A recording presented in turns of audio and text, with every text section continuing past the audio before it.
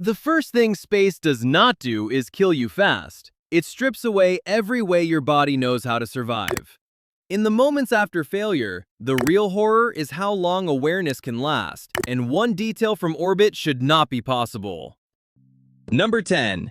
NASA Thermal Vacuum Chamber B. 90 seconds is the full window. At NASA Johnson Space Center, Thermal Vacuum Chamber B is a crewed space operations test chamber built to simulate vacuum. Its emergency repressurization system can drive the chamber from vacuum back to sea level pressure in 90 seconds. NASA crew survivability data says useful consciousness without oxygen may last only 10 to 15 seconds. After that, the body turns fast. Water can boil at body temperature, a process called ebulism. Saliva froths. Eyes and joints swell. If you hold your breath, your lungs can tear. Hypoxia comes first, then circulation collapses, then tissue damage follows unless pressure returns in time. The chamber has a repress button, operators in a control room, and a test subject in a suit. In Chamber B, NASA does not imagine vacuum death. It rehearses the moment before it wins. Number 9. Luca Parmitano EVA-23 Helmet Water Leak. Cold water touches the back of your neck 92 minutes into EVA-23. Luca Parmitano is outside the International Space Station on July 16, 2013, when the cooling water loop starts feeding water into his helmet. Within minutes, it reaches his eyes, ears, nose, and communications cap. In microgravity, it does not drain. It clings to skin and gathers into a floating mass that can seal your nose and mouth. A sealed suit can hold pressure and still drown you. Mission Control ends the planned 6.5-hour spacewalk after 44 minutes. Now you have to get home. You follow the safety tether by feel, hand over hand, along roughly 90 feet of station truss because the water has closed over both eyes and muffled your hearing. Parmitano reaches the Quest airlock alive. Hundreds of kilometers above Earth, water is the vacuum.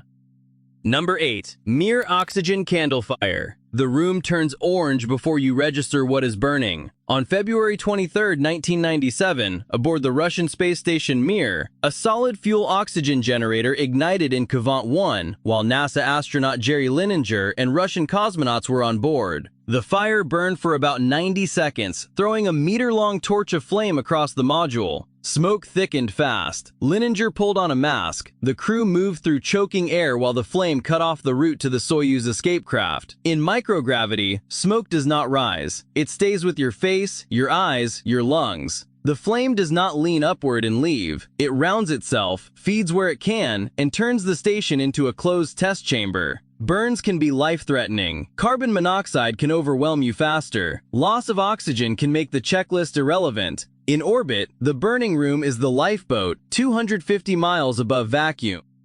Number 7. Valentin Bondarenko Isolation Chamber Fire. You are sealed inside a chamber built to imitate the edge of space, where the danger is too much air. On March 23, 1961, 24-year-old Soviet cosmonaut trainee Valentin Bondarenko was near the end of a long pressure and altitude isolation test before Yuri Gagarin ever flew. The atmosphere was oxygen-rich, with reduced pressure to simulate flight. In pure oxygen at reduced pressure, cotton can ignite with roughly one-third the energy it needs in normal air. An alcohol-soaked medical swab touched a hot plate. In room air, the flame might stay small for a second. Here, it turns fabric into fuel before you can move. The sealed chamber took time to open. Rescuers found Bondarenko alive, with severe injuries over most of his body. He passed away 8 hours later in hospital. The Soviet Union hid the accident for nearly 25 years. The warning came first, then vanished. Number 6. Apollo 1 Command Module CM-012. Gus Grissom climbed into a spacecraft that could take your life without ever leaving the pad. On January 27, 1967, Apollo Command Module CM-012 sat on Launch Complex 34 at Cape Kennedy for a ground plugs out test, with Edward White and Roger Chaffee beside him. It was not a launch. The cabin was filled with 100% oxygen at high pressure, so nylon, Velcro, and wiring could ignite from heat no higher than a lit match. At 6:31 p.m., a flash fire tore through the cabin. The oxygen fed it, the materials fed it, and the module became a sealed furnace. Pressure rose to roughly 30 pounds per square inch, enough to rupture the pressure vessel. Before anyone outside could reach the hatch, Carbon monoxide and toxic smoke had already overtaken the crew. They never left sea level, yet this spacecraft had become a sealed chamber with a fatal outcome.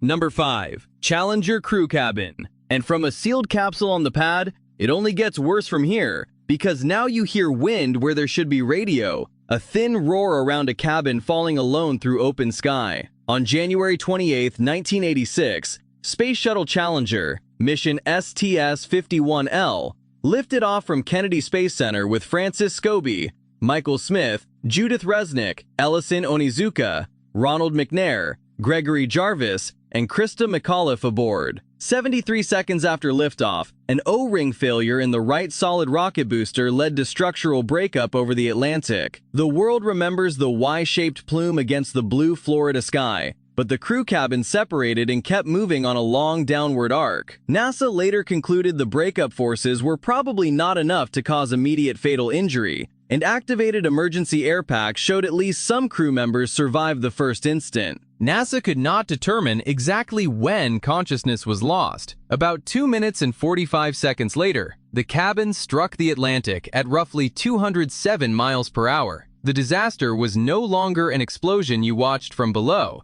but a fall with people still inside, and the next failure would make even the sky itself come apart. Number 4. Columbia STS-107 crew module breakup. Worse still, this time the breakup began 16 days before the sky came apart. On February 1, 2003, Space Shuttle Columbia, mission STS-107, disintegrated during re-entry over Texas and Louisiana, with Rick Husband, William McCool, Michael Anderson, Kalpana Chawla, David Brown, Laurel Clark, and Ilan Ramon aboard. The first strike came at launch, when foam insulation hit the left wing and damaged the thermal protection system, the one barrier between the orbiter and re-entry heat. When Columbia came home, superheated plasma entered that wound and destroyed the wing from within. From the ground, you saw white debris trails crossing the Texas morning, while burned fragments later spread across hundreds of miles. NASA's survival investigation found rapid cabin depressurization, loss of consciousness, and fatal trauma from the breakup environment, with gloves possibly off and visors possibly raised. But the next disaster is colder, because one small valve would make space enter the cabin itself. Number 3. Soyuz 11 ventilation valve. The spacecraft landed itself perfectly, re-entry clean, parachutes open, touchdown nominal in Kazakhstan. Inside, 3 men were already dead. Their descent module had been vented by a pressure equalization valve that opened too early during separation, about 168 kilometers above Earth. It was June 30th, 1971. Georgy Dobrovolsky, Vladislav Volkov, and Viktor Patsayev had just returned from Salyut 1, the world's first space station. You lose useful consciousness in less than a minute when the cabin empties into vacuum. No alarm can buy that time back. They were not wearing pressure suits because 3 suited men could not fit in that Soyuz configuration. When recovery teams opened the hatch, Patsayev was found near the valve, as if he had tried to reach it before the air was gone. Soyuz was redesigned after that, for 2 cosmonauts in pressure suits. Number 2. Soyuz 11 descent module recovery. You first see success on the Kazakh steppe, a scorched Soyuz capsule upright under its parachute, exactly where recovery teams expected. On June 30th, 1971, Soyuz 11 returned from Salyut 1, the world's first space station, carrying Georgy Dobrovolsky, Vladislav Volkov, and Viktor Patsayev. After undocking, a pressure equalization valve opened too early, about 168 kilometers above Earth, beyond the Kármán line. The cabin vented into space in less than 1 minute. Vacuum took the air first, then consciousness, then the vessels in the brain, nasal cavities, and inner ears. The descent module kept flying by itself. It re-entered, deployed parachutes, and landed normally in Kazakhstan. Then the hatch opened. All 3 cosmonauts were dead in their seats. Patsayev was near the valve, close enough to suggest he found the failure before time ran out. Every Soyuz flight since has carried a suited crew. Soyuz 11 remains the only confirmed case of humans dying in outer space, then being found with no visible wounds.